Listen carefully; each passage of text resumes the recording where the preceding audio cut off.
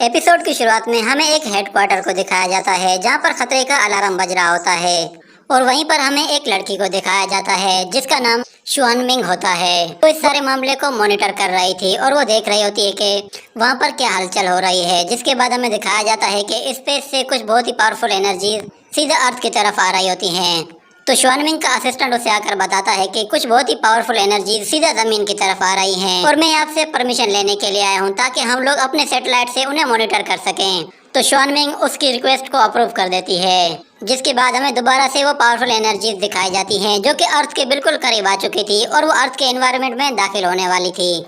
तो शुआनमिंग अपने असिस्टेंट से कहती है कि पता करो कि ये किस जगह लैंड करने वाला है। जिसके बाद हमें दिखाया जाता है कि वो पावरफुल एनर्जी एक बिल्डिंग पे लैंड कर जाती हैं। तो वो असिस्टेंट शुआनमिंग से आकर कहता है कि हमने उसकी लोकेशन का पता लगा लिया है। पावरफुल एनर्जी ने शुनान सिटी में लैंड किया है। तो शुआनमिंग उससे कहती है कि जल्दी से अपने एयर डिफेंस को एक्टिवेट कर दो और फिर वो वहाँ से चले जाती है। जिसके बाद हम देखते हैं कि वो हेडक्वार्टर अचानक से हिलना शुरू हो जाता है। तो वो असिस्टेंट कहता है कि ये एनर्जी तो बहुत ही ज्यादा पावरफुल लग रही है। इसका इफेक्ट तो बिल्कुल वैसा ही है जैसे एक न्यूक्लियर बॉम्ब का होता है और वैसे भी चुनान सिटी में हजारों लोग रहते हैं। इस तरह की पावरफुल एनर्जी के लैंड करने से वहाँ पर बहुत ज्यादा नुकसान हो सकता है। जिसके बाद वो अपनी आर्मी से कहती है कि जल्दी से तैयारी शुरू कर लो, हमें जल्द से जल्द इन्वेस्टिगेट करना होगा। जिसके बाद ये सीन यहीं पे कट हो जाता है। अगले सीन में हम देखते हैं उसी बिल्डिंग को जहाँ पर वो एनर्जी लैंड करती है। वहाँ दो लड़कियाँ बैठी होती हैं और फिर वहाँ पर एक और लड़का आ जाता है। तो वो लड़का उनसे कहता है कि भले ही मेरी कल्टीवेशन इस वक्त इतनी ज्यादा स्ट्रांग नहीं है पर मैं फ्यूचर में और भी ज्यादा मेहनत करूंगा।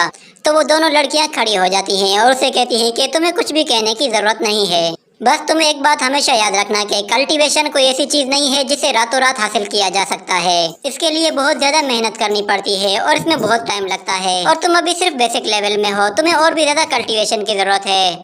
तो ये सुनकर सुजियान बैठ जाता है और कल्टीवेशन करने लग जाता है। और दूसरी तरफ अरसा अपने मैजिक से एक होलोग्राफिक मैप ऑन करती है।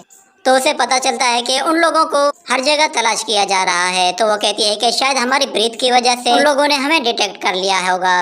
और ये कहने के बाद वो अपनी उस बिल्डिंग के चारों तरफ एक शील्ड क्रिएट कर लेती है और कहती है कि हम लोग ज्यादा लापरवाही नहीं कर सकते, हमें सब कुछ बहुत ही ज्यादा एहतियात से करना होगा।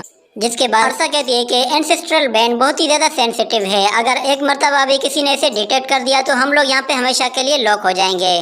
मगर अच्छी बात यह है कि करंट सिचुएशन हमारी फेवर में है और सब कुछ बिल्कुल ठीक चल रहा है। जिसके बाद मिंग्यू कहती है कि ये लड़का भी एंसेस्टर लैंड से है और ये लड़का बहुत ही कम टाइम में अपनी कल्टीवेशन से बहुत ही ज्यादा इम्प्रूव कर रहा है। और फिर वो कहती है कि मैं मौके का फायदा उठाकर इसके सीक्रेट का पता लगा सकती हूँ और इसके स्टार सोर्स के बारे में भी पता लगा सकती हूँ, मगर पहले उसे जल्द से जल्द अपनी प्रैक्टिस कंप्लीट करनी होगी ताकि वो जल्द से जल्द एक फाइटिंग फोर्स क्रिएट कर सके। जिसके बाद मैं इसे बहुत सारी एक्सरसाइजेस सिखाऊंगी। तो अरसा ये बात सुनकर एक पोर्टल ओपन करती है और फिर उस पोर्टल के अंदर चली जाती है। जिसके बाद मिंग्यू भी उसके पीछे पीछे आ जाती है और फिर वो लोग एक अलग ही दुनिया में आ जाते हैं। तो अरसा मिंग्यू से कहती है कि उसे एक्सरसाइजेस मैं सिखाऊंगी। तो मिंग्यू कहती है कि नहीं, उसे मैं सिखाऊंगी। तो मिंग्यू अरसा से कहती है कि तुम्हारे डाओमिंगजोंग में जितनी भी एक्सरसाइजेज हैं वो सब की सब औरतों के लिए हैं और जो टॉप की कल्टीवेशन लेवल है वो सब के सब औरतों के लिए सूटेबल हैं। मगर मेरा अशूरा सेक्ट बिल्कुल डिफरेंट है, हमारे सेक्ट में जितनी भी प्रैक्टिसेस हैं वो सभी की सभी मर्दों और औरतों के लिए बराबर हैं। तो अरसा कहती है कि हाँ तुम सही कह रही हो क्योंकि तुम्हारा डीमन सेक्ट तो वैसे भी नंबर 1 पर है, मगर तुम ये बात मत भूलना कि डाओ मिंगजोंग दुनिया में सबसे पहला शख्स था। तो मिंग्यू कहते हैं कि अच्छा, तो ये बात कितने हजार साल पुरानी है। ये सुनकर अरसा को थोड़ा सा गुस्सा आता है और वो कहती है कि सुजियान को मैं ही सिखाऊंगी और वो मेरा ही डिसिपल बनेगा। तो मिंग्यू कहती है कि नहीं, मैं उसे सिखाऊंगी और मैं ही उसे अपना जूनियर ब्रदर बनाऊंगी। तो अरसा उसे कहती है कि मेरे पास एक आइडिया है, हम दोनों में लड़ने की एबिलिटीज हैं, क्यों ना हम लोग फाइट करके ये डिसाइड कर लें कि जो भी जीतेगा वही उसे सिखाएगा। जिसके बाद हम सुजियान को देखते हैं, वो कल्टीवेशन में मसरूफ होता है, उसे उन लोगों के बारे में कुछ भी नहीं पता होता। वो दोनों ही आपस में लड़ना शुरू हो जाती हैं। जिसके बाद हम देखते हैं कि मिंग्यू अपने स्पेल का इस्तेमाल करती है जो कि अरसा की बॉडी के बिल्कुल पास से होकर गुजर जाता है और वो बाल बाल बच जाती है।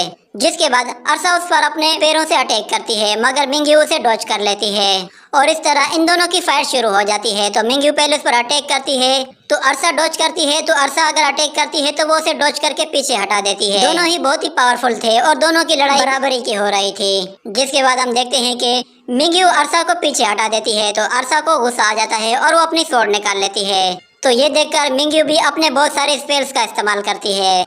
जिसके बाद हम देखते हैं कि मिंग्यू उड़ते हुए वहाँ से दूर जाने लगती है, जिसके बाद अरसा उसके पीछे होती है और कुछ दूर जाने के बाद फिर मिंग्यू अपने स्पेल्स का इस्तेमाल करती है। तो उन दोनों में बहुत ही जबरदस्त लड़ाई हो रही होती है। जिसके बाद हम देखते हैं सुजियान को, वो अभी भी कल्टीवेशन में मसरूफ था और उसे पता ही नहीं था कि उसके पीछे क्या हो रहा है। तो मिंग्यू बहुत सारे स्पेल्स क्रिएट करके सीधा अरसा पर अटैक करती है, मगर वो अटैक अरसा पर लगने के बजाय एक पहाड़ पर जाकर लगते हैं। और फिर देखते ही देखते हम लोग वापस से अपने रियल वर्ल्ड में आ जाते हैं, जहाँ पर एक पोर्टल ओपन होता है और वो दोनों लड़कियां वहाँ से बाहर आ जाती हैं। और बाहर आते ही अरसा अपनी सोट से मिंग्यू पर अटैक करती है और उसे पीछे हटा देती है, मगर मिंग्यू दीवार का सहारा लेकर सीधा उसकी तरफ आती है और उस पर अपने स्पेल से अटैक करती है, मगर अरसा उन स्पेल के बीच में से ही निकल जाती है और सीधा उसके तलवार गर्दन पे रखती है, मगर मिंग्यू का एक स्पेल भी उसकी गर्दन की तरफ होता है। जिसके बाद अरसा वहाँ से पीछे हट जाती है। जिसके बाद सीन शिफ्ट होता है और हम लोग दोबारा से शुआन मिंग को देखते हैं। वो अभी भी उस एनर्जी को मॉनिटर करने की कोशिश कर रही थी और उसकी लोकेशन का पता लगाने की कोशिश कर रही होती है कि अचानक से एक सोल्जर भागता हुआ उसके पास आता है और उसे एक डिवाइस में दिखाकर बताता है कि ये डिवाइस किसी भी तरह की स्पिरिट फ्लक्चुएशन को डिटेक्ट नहीं कर रहा। शायद टारगेट ने अपने आप को छुपा लिया है, मगर हमारी स्पेशल टीम ने उस एरिया को चारों तरफ से ब्लॉक कर दिया है और कोई भी वहाँ से बाहर नहीं निकल सकता। तो शुआन मिंग उससे कहती है कि ठीक है, तुम मेरे नेक्स्ट कमांड का इंतजार करो। तो वो सोल्जर वहाँ से चला जाता है। जिसके बाद शुआन मिंग के पास एक कॉल आती है और उसमें से एक आदमी उससे बातें करते हुए कहता है कि ये किस तरह की इमरजेंसी है। तो शुआन मिंग उसे बताती है कि हम लोगों ने बहुत ही पावरफुल एनर्जी को हुनान सिटी में गिरते हुए देखा है और हम लोग अभी उसी को ही ट्रैक कर रहे हैं। जिसके बाद वो चीफ उससे कहता है कि ठीक है, तुम इस पर नजर रखना और अगर कोई खतरा हो तो सबसे पहले खुद को सिक्योर करना। जिसके बाद ये सीन यहीं पे कट हो जाता है। अगले सीन में हम दोबारा से सुजियान को देखते हैं। सुजियान जैसे ही अपनी कल्टीवेशन खत्म करता है तो वो देखता है कि अरसा और मिंग्यू वो दोनों एक दूसरे के बिल्कुल सामने खड़े हैं और सुजियान की तरफ देख रहे हैं। तो मिंग्यू अपने स्पेल का इस्तेमाल करती है और अरसा अपनी स्वॉर्ड उसके कंधे पे रखती है और उससे कहती है कि बताओ तुम किससे सीखना चाहते हो। तो सुजियान कहता है कि मैं तो सबसे सीखना चाहता हूँ, मगर अरसा कहती है कि नहीं, तुम्हें किसी एक को ही चूज करना होगा। जिसके बाद मिंग्यू उसके पास आती है और उससे कहती है कि ये लड़का तो बहुत ही लालची है, इसे हम दोनों से ही सीखना है। और इसी के साथ ये एपिसोड भी यहीं पर खत्म हो जाता है।